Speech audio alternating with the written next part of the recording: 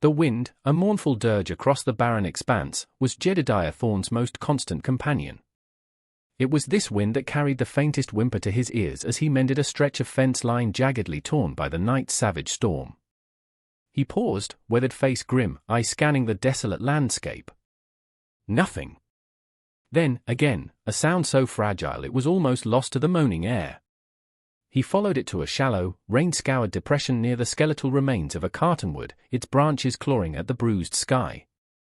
What he saw there made the hard stone in his chest clench.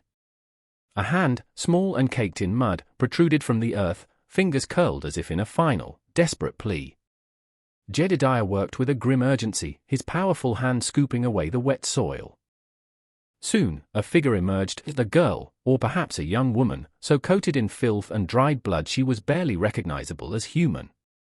Her clothes were tattered rags, her breath a shallow flutter. He thought, for a horrifying moment, she was gone. Then her eyelids, heavy with grime, flickered. Life. Stubborn, tenacious life. He had seen death in the war, seen it claim his own family in the fire that still seared his nightmares, but this was a different kind of horror. This was deliberate cruelty. Who could do such a thing? And why? He lifted her with surprising gentleness, her slight frame almost nothing in his arms. She was lighter than a sack of feed, her head lolling against his shoulder. Back at his isolated ranch, a place he'd retreated to lick wounds the world had long forgotten, he laid her on the worn cot in the spare room. His hands, usually deft with horses and iron, fumbled slightly as he cleaned her wounds. Beneath the layers of mud and blood, he saw the angry red welts of fresh injuries, but also the pale, silvery lines of older scars. A roadmap of suffering. His jaw tightened. This was no mere vagrant attacked by coyotes. This was something far darker. He fetched water, a clean shift belonging to his long-dead Martha. The girl, for she seemed no more than a girl, despite the ancient terror in her eyes, flinched when he approached, a wounded animal expecting another blow. He left the water and clothes beside her, retreating to the main room, keeping a silent vigil by the dying fire. Days bled into one another. She ate little, drank some. Never a word. Her eyes, wide and haunted, followed his every move. He spoke only when necessary, his voice rusty from disuse, offering quiet reassurance that seemed to fall on barren ground. He noticed her hands, the nails broken, the skin rubbed raw. She had tried to claw her way out. The sheer, savage determination of it. But what unspeakable thing was she trying to escape? And would it follow her here? One evening, as the shadows stretched long and painted the small cabin in hues of purple and grey, she finally spoke. Her voice was a mere whisper, dry and cracked like the parched earth outside. Ilara, he turned, surprised. My name, she added, her gaze fixed on the rough wooden floor. He nodded slowly. Jedediah Thorne, a small silence, then, he'll find me. Jedediah's senses, honed by years of solitude and a past he rarely revisited, sharpened. Who, Ilara? She shuddered, a tremor that ran through her small frame. My father. Silas, the hesitation before father was a chasm. He is the shepherd of the flock, she whispered, and the way she said it sent a chill down Jedediah's spine. It was not a title of love. It was a brand. She explained, in fragmented sentences, that Silas Blackwood led us communities nestled deep in the unforgiving canyons, a place she had fled. They did not take kindly to those who left. The punishments were severe. Her eyes, pools of remembered agony, told him more than her halting words. He looked out the window, his gaze sweeping the horizon. For days, there had been nothing but the wind and the hawks. But now he saw it.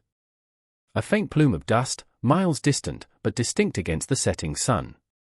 Too purposeful for stray cattle. Too deliberate for lost travelers. They were coming. What would you have done, knowing trouble was riding towards your door, all for a stranger you barely knew? 3 riders emerged from the shimmering heat haze the next afternoon. They reined in their horses a respectful distance from the porch, but their eyes, hard and unblinking, missed nothing. One, a burly man with a cruel twist to his lips, dismounted. "Afternoon, mister. Name's Marcus. We're looking for a runaway young woman. Troubled in her mind. Belonging to Silas Blackwood." Jedediah stood in the doorway, his frame filling it, his face unreadable. "Ain't seen no one." Marcus's eyes narrowed. "She's slight. Dark hair. Might look scared. We just want to take her home, where she's safe. The word was a profanity on his lips. "I said," Jedediah repeated, his voice dangerously low. "I ain't seen her." The other two were now dismounting, flanking Marcus, their hands resting near their holstered guns. A silent, ugly threat. Marcus took a step forward. "Maybe we should just take a look inside. For our peace of mind." That was when Jedediah moved. Not with the frantic energy of a cornered man, but with the cold, brutal efficiency of someone who knew violence intimately. A blur of motion. A sickening thud as Marcus's wrist was trapped, twisted, his gun clattering to the porch. A swift, disabling blow to the second man. The third, seeing his companions fall, scrambled back onto his horse, firing a wild shot that splintered the doorframe inches from Jedediah's head before galloping away, a streak of panic dust. Jedediah didn't even flinch. He dragged the two groaning men to their horses, disarmed them thoroughly, and sent them packing with a grim warning. He watched them go, two broken figures retreating into the vastness. But he knew. This was merely the overture. The real storm was yet to break. He turned back to the cabin. Ilara stood in the shadows, trembling, but her eyes held a new flicker. Not hope, perhaps, but a dawning awareness that she was not entirely alone. "They won't stop," she whispered, her voice hoarse. "Not until he gets what he wants from me." Jedediah felt a cold knot tighten in his gut. What, indeed, did Silas Blackwood want so desperately from this broken girl? And what horrors had she endured that made her risk death in the wilderness to escape him? The answer, he suspected, was something that would stain the very soul. The lone rider would carry the tale back. Jedediah knew they had bought little time. He began to fortify the ranch house, a grim parody of his old soldiering days. Barring the windows, checking his meager supply of ammunition. The old Winchester felt familiar in his hands, a cold comfort. Ilara watched him, her earlier catatonia replaced by a feverish anxiety. The sight of his preparations, the stark reality of their impending doom, seemed to finally shatter the last of her reserves. She sank to the floor, a choked sob escaping her. And then, the words poured out, a torrent of pain and fear, revealing a darkness that made Jedediah's blood run cold. Silas Blackwood was no mere stern patriarch. He was the charismatic, tyrannical leader of the Children of the New Dawn, a cult that held its followers in a vice of terror, twisted scripture, and unspeakable abuse. He controlled their lives, their thoughts, their very souls. Ilara hadn't just run away from harsh discipline. She had been chosen, she whispered, her face ashen, for its sacred union, a ritual that was a perverse coronation, binding her to Silas, a fate she considered far worse than any death. But there was more. She, Ilara, was the keeper of a terrible secret, the one thing that could bring Silas's empire of cruelty crashing down. She knew the location of his ledger of sins, a meticulously kept record of his darkest deeds, his extortions, the true fates of those who had defied him, the hidden graves. It was the proof the outside world needed. This was why Silas was so relentless. He didn't just want his property back. He needed to silence her, to reclaim the ledger before its contents could unleash a firestorm. This wasn't just about a runaway girl. This was about unmasking a monster, about dismantling an edifice of evil built on lies and suffering. The word struck Jedediah with the force of a physical blow.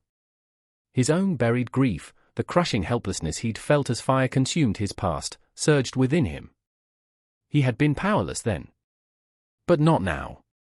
Never again. As if summoned by her confession, new dust clouds appeared on the distant horizon. More numerous this time. Leading them, unmistakable even from afar, was a figure on a powerful black horse. Silas Blackwood. He rode with an air of absolute authority, his followers a dark tide behind him. They surrounded the small ranch, a tightening noose. Silas, handsome in a severe, unsettling way, rode forward alone, his voice smooth, almost sorrowful. "Jedediah Thorne. I know you are in there. I have come for my daughter, Ilara. She is unwell, confused. Return her to my care, and there will be no trouble. You will be rewarded." Jedediah's voice, when he answered, was like stones grinding together. "She stays here." Silas's smile didn't reach his eyes. "A man of principle? Or a fool? She has spun you tales, old man. She belongs with her family." "With me." Jedediah's silence was his answer. The charismatic mask slipped from Silas's face, revealing the predator beneath. "Then this ranch will be her coffin. And yours, Thorne. You cannot protect her from what is ordained." The first shots rang out, shattering the tense quiet. The siege had begun. Jedediah, using every bit of his old training, returned fire, making each shot count. But they were many, and he was one man, with a terrified girl who was nevertheless, to his surprise, now stuffing rags into breaches in the wall, her fear slowly being burned away by a desperate, defiant anger. Night fell, a smothering blanket of dread. The attackers probed, tested, their shadowy forms flitting between the outbuildings. The isolation of the ranch, once Jedediah's grim comfort, was now their trap. Each creak of the floorboards, each gust of wind, sounded like an approaching footstep. How long could they hold out? And what terrible price would this night exact? One cannot help but wonder what truly turns a man into a monster like Silas. And can such evil ever be truly vanquished? The night was a crucible. They used fire, hurling burning torches onto the dry roof of the barn, hoping to smoke them out or spread the flames to the house. The acrid smell, the hungry crackle, sent a spear of pure terror through Jedediah. He saw again the inferno that had claimed Martha and little Sarah, felt the searing heat, the suffocating helplessness. He froze, the Winchester slipping in his suddenly nerveless grip. It was Ilara's voice, sharp and urgent, that pierced his paralysis. "Jed! They're coming from the west. We have to fight." He looked at her, truly looked at her. Her face was smudged with soot, her eyes wide but blazing with a fierce courage he hadn't known she possessed. She wasn't the broken victim anymore. She was a survivor, fighting for her life, for her very soul. Her strength became his. "All right," he rasped, his voice hoarse. "All right. We fight." They concocted a desperate plan. Jedediah would create a diversion at the front, draw their fire, make them think he was their sole focus. Ilara, small and agile, would try to use her knowledge of the outbuildings, gleaned from her furtive explorations, to circle around. Maybe reach the horses, create a secondary panic, anything to split their numbers. Silas, arrogant and assured of his superior force, was indeed focusing his main assault on the front of the cabin. Jedediah's diversion was brutal. He exposed himself to draw their shots, feeling a searing pain as a bullet tore through his left arm. He grit his teeth, firing back, a wounded lion defending its last patch of ground. But Ilara hadn't fled. He saw her then, a fleeting shadow near the dilapidated lean-to where he stored old tools and, long forgotten, a small cache of dynamite sticks he'd used for clearing stubborn tree stumps. She was gesturing frantically, pointing. Dynamite! It was an insane gamble. One spark in the wrong place, but what other cards did they have left to play? The main assault crashed against the cabin. The heavy wooden door splintered under a concerted battering. Silas Blackwood himself, flanked by his most ruthless enforcers, stepped into the dimly lit room, a triumphant sneer on his face. "It's over, old man. Your pathetic defiance ends now. Give me the girl." Jedediah, leaning heavily against the wall, blood soaking his sleeve, raised his rifle. "She is not yours to take." Silas laughed, a cold, empty sound. "Everything is mine. Everything eventually returns to me." Or at that precise moment, from a narrow crawlspace beneath the floorboards Ilara had discovered, a small, determined hand reached out, touching a lit match to a carefully laid fuse. The fuse sputtered, a tiny serpent of fire racing towards the dynamite, strategically placed near the cultists' main concentration outside the breached wall. The world erupted. The explosion was a deafening cataclysm, a hammer blow of sound and fury that ripped through the night. Earth and wooden screams were flung into the air. The shockwave threw the interior of the cabin into violent chaos, extinguishing the lamps, plunging them into a disorienting, dust-choked darkness. Silas, caught off guard, stumbled, his arrogant composure shattered for a precious second. That second was all Jedediah needed. Fueled by a primal rage and the desperate will to protect, he lunged, his wounded arm forgotten. He slammed into Silas, and the two men crashed to the floor. It was no longer a gunfight, it was a brutal, personal struggle for dominance. Silas was strong, wiry, his body hardened by his own twisted asceticism, his eyes burning with a fanatic's conviction. "She carries the seeds of our sacred future.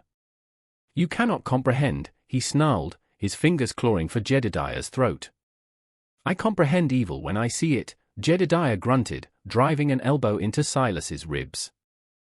The remaining cultists, those not caught in the blast or too stunned to react, hesitated, their leader now locked in a desperate, primitive battle. Ilara, seeing Jedediah falter for a moment under Silas's frenzied attack, scrambled from her hiding place. Her eyes fell on a heavy, splintered piece of timber, dislodged by the explosion. With a cry that was part terror, part fury, she swung it with all her might, catching Silas across the side of the head. He roared, his grip loosening. It was the opening Jedediah needed.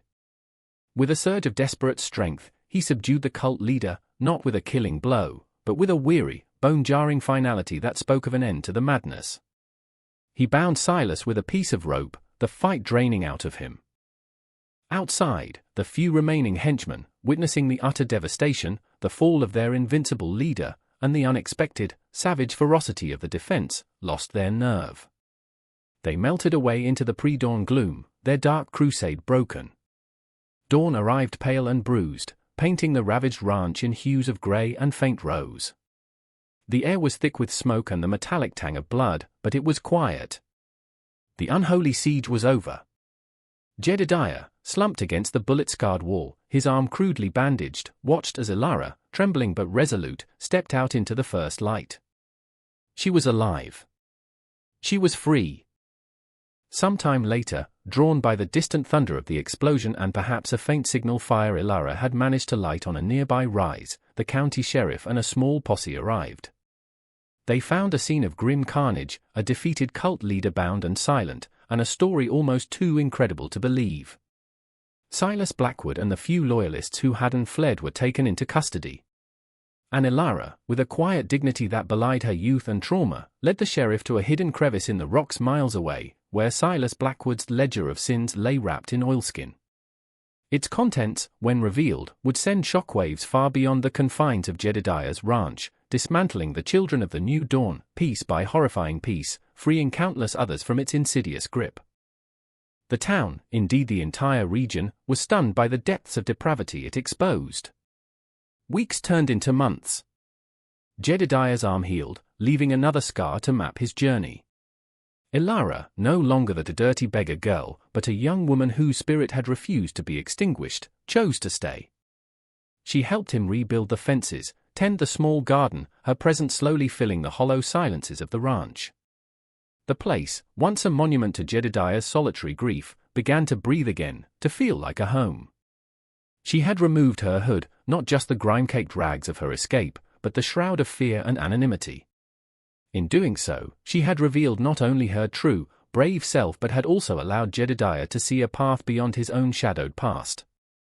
The townsfolk, initially suspicious of the stranger and the violence that had erupted around her, eventually saw the truth in the stark headlines and the quiet strength of the two survivors. They saw a reluctant protector who had found his courage again, and a young woman who had found her voice. They saw, against all odds, the tentative beginnings of a family, forged in fire and fear, now bound by shared healing and a quiet, resilient hope. Jedediah, who had believed his heart was buried beneath the ashes of his old life, discovered it still beat, strong and true, for this girl, this unlikely daughter. and Elara, who had known only cruelty from a father figure, found in Jedediah a steadfast guardian, a true protector. The wind still whispered across the plains, but now, sometimes, it carried the distant sound of quiet conversation, even a rare, soft laugh. They had faced an unimaginable darkness, side by side, and together, they were stepping into their own, hard-won dawn. What choices define us? Is it the evil we endure, or the courage we find to fight against it? Perhaps the answer lies in the quiet acts of bravery that shine brightest in the darkest of nights.